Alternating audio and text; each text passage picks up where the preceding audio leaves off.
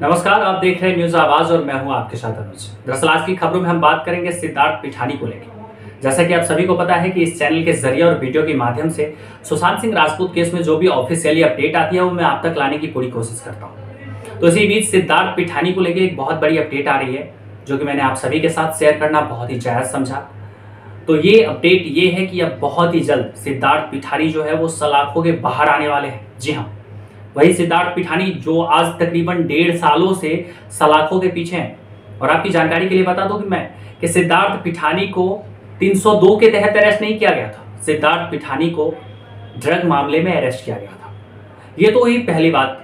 अब दूसरी बात रिया चक्रवर्ती को लेकर। जैसा कि आप सभी को पता है कि एक तरफ सिद्धार्थ पिठानी आज 1.5 सालों से सलाखों के पीछे है और एक तरफ कोर्ट इनकी सुनवाई को बार बार टाल रहा है, रिया चक्रवर्ती की सुनवाई को।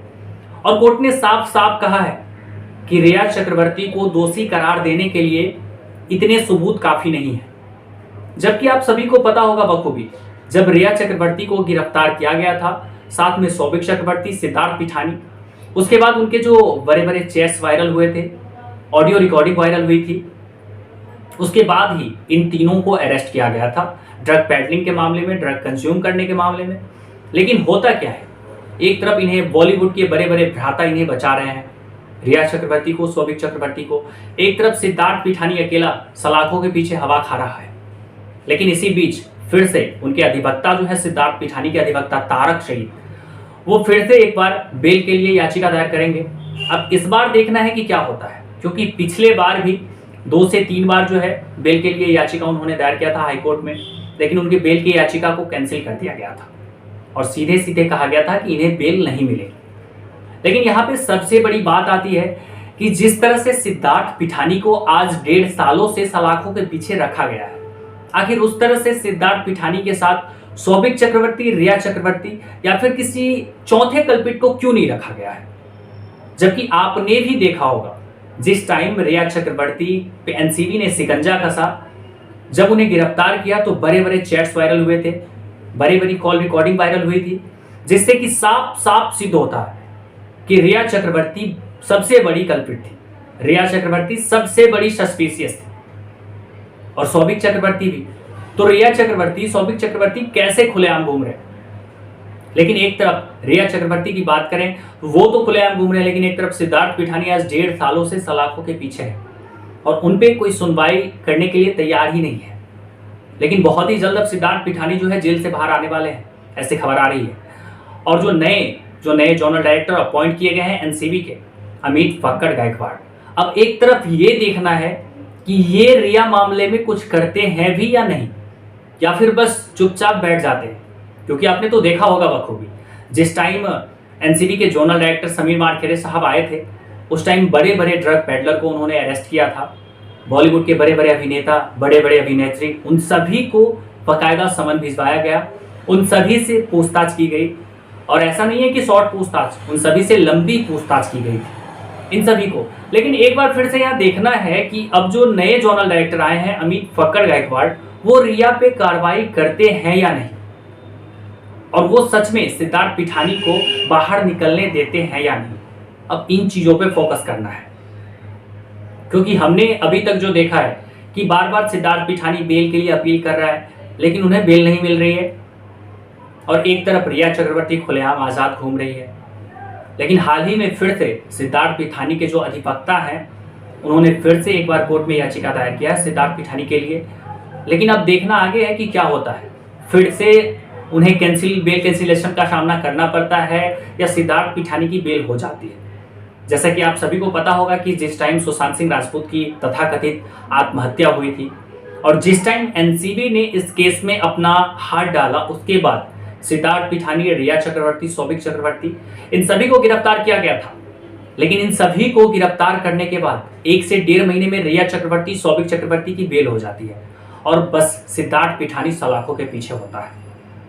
उसी टाइम एक बार इन्हें, सिद्धार्थ पिठानी को बीच में बेल मिल जाती है, लेकिन उसके बाद फिर से सिद्धार्थ पिठानी को इनके इंगेजमेंट के दौरान हैदराबाद पुलिस गिरफ्तार कर लेती है और फिर वो सलाखों के पीछे जाते हैं।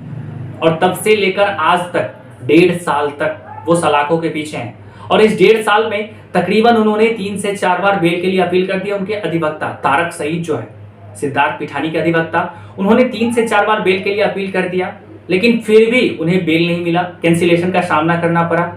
एक बार फिर से खबर सामने आ रही है कि बहुत ही जल्द अब सिद्धार्थ पिठानी जेल से बाहर आने वाले हैं। क्या वाकई सच में जेल से बाहर आने वाले हैं, या फिर सिद्धार्थ पिठानी को फिर से जेल में ही रहना पड़ेगा?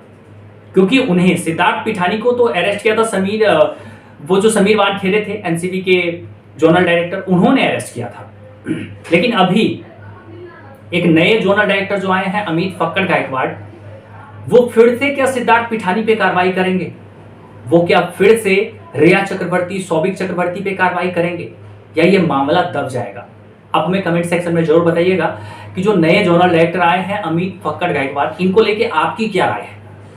क्योंकि जब से अमित फक्कड़ गायकवाड़ ज्वाइन किए हैं, जब से इन्हें अपॉइंट किया गया है, तब से तो कोई ऐसा बड़ा ड्रग पैडलर उनके हाथ नहीं आया है, और ना ही उन्होंने किसी बड़े ड्रग पैडलर को पकड़ा है। लेकिन जब तक समीर वानखेड़े साहब रहे, समीर वानखेड़े साहब ने सिद्धार्थ पिठानी को अरेस्ट किया था, रिया चक्रवर्ती, सौभिक चक्रवर्ती को अरेस्ट किया था। हालांकि रिया चक्रवर्ती और सौभिक चक्रवर्ती की बात करें तो उन्हें 1 से 1.5 महीनों में ही बेल मिल जाती है, जबकि बड़े बड़े चैट्स वायरल हुए थे, बड़े बड़े ऑडियो क्लिप, ये सब चीजें, बड़ी बड़ी फोटोज, बहुत सारी चीजें सामने आई थी, जिससे कि साफ साफ सिद्ध होता है कि सबसे बड़ा कल्पिट अगर माना जाए किसी को तो वो एक रिया चक्रवर्ती है। सबसे बड़ा सस्पिशियस, अगर सुशांत सिंह राजपूत केस में अगर ड्रग मामले में भी सबसे बड़ा सस्पिशियस माना जाए तो वो 2, 3, 4 बंदे ही हैं, सिद्धार्थ पिठानी, सौभिक चक्रवर्ती, रिया चक्रवर्ती।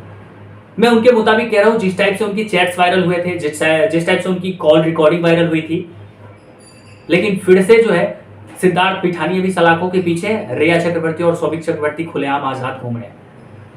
लेकिन मैं आप सभी से एक क्वेश्चन पूछना चाहूंगा कि आपको क्या लगता है, जो नए जोनल डायरेक्टर आए हैं अमित फक्कड़ गायकवाड़, क्या रिया चक्रवर्ती पे कार्रवाई करेंगे, या फिर जैसे चल रहा है वैसे ही चलता रहेगा? और सिद्धार्थ पिठानी की बात करें तो बहुत ही जल्द वो जेल से बाहर आने वाले हैं। लेकिन आप सभी को पता होगा कि जिस दौरान सुशांत सिंह राजपूत की केस की तहकीकात चल रही थी, उसी दौरान एनसीबी की एंट्री हुई। एनसीबी ने बड़े बड़े बॉलीवुड के अभिनेता, बड़े बड़े अभिनेत्रियों को बुलाया था समन करके, और उनसे पूछताछ की थी। लेकिन पूछताछ के दौरान कोई भी बड़े सेलिब्रिटी को गिरफ्तार नहीं किया गया, बस उनसे पूछताछ किया गया। और गिरफ्तार हुआ तो हुआ कौन? बस एक छोटा सा मेमना, सिद्धार्थ पिठानी। इसे गिरफ्तार करके मुझे नहीं लगता है कि कोई बड़ा फर्क पड़ने वाला है, क्योंकि एक तरफ सिद्धार्थ पिठानी ने यह भी कबूल कर लिया है कि मैं सरकारी गवाह बनने के लिए तैयार हूं। तो आगे ये देखना है कि सरकारी गवाह क्या वाकई सिद्धार्थ पिठानी बनने के लिए तैयार है। और दूसरी तरफ जो नए जोनल डायरेक्टर आए हैं अमित फक्कड़ गायकवाड़, वो रिया चक्रवर्ती, सौभिक चक्रवर्ती और जो भी बड़े बड़े ड्रग पैडलर हैं, या फिर बॉलीवुड के जो भी अभिनेता अभिनेत्री हैं, उन सब पे फिर से एक बार शिकंजा कसा जाएगा अमित फक्कड़ गायकवाड़ की तरफ से, या फिर जैसे ही चल रहा है वैसे ही चलता रहेगा। और अभी हाल ही में सुशांत सिंह राजपूत केस में, अभी हाल ही में जितने भी सुशांत के चाहने वाले हैं, जितने भी एसएसआरियन हैं, जितने भी एसएसआर वॉरियर हैं, उन सभी ने एक ब्लड शिविर कैंप लगाया था और उन सभी ने ब्लड डोनेट किया है। जोरों शोरों से आदमी आए थे, बहुत से तादाद में आदमी आए थे, और उन सभी ने, गर्ल्स थे, बॉयज थे, उन सभी ने ब्लड डोनेट किया है और जोरों शोरों से उन्होंने जस्टिस की मांग की है। हालांकि अभी तक ये चीज़ क्लियर नहीं हो पाया है कि जस्टिस मिलेगी भी या नहीं, या फिर ना तो सीबीआई की तरफ से कोई रिपोर्ट आ पाया है।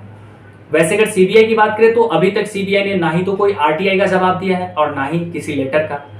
तो देखना में यह है कि जिस तरह से पहले जिया खान का मामला दब गया, उस तरह से क्या वाकई सुशांत सिंह राजपूत का भी मामला दब जाएगा या फिर कार्रवाई होगी? आप अपनी राय हमें कमेंट सेक्शन में जरूर बताइएगा। फिर मिलते हैं ऐसी किसी अपडेट को लेकर आप सभी के बीच। तब तक के लिए जय हिंद, जय भारत।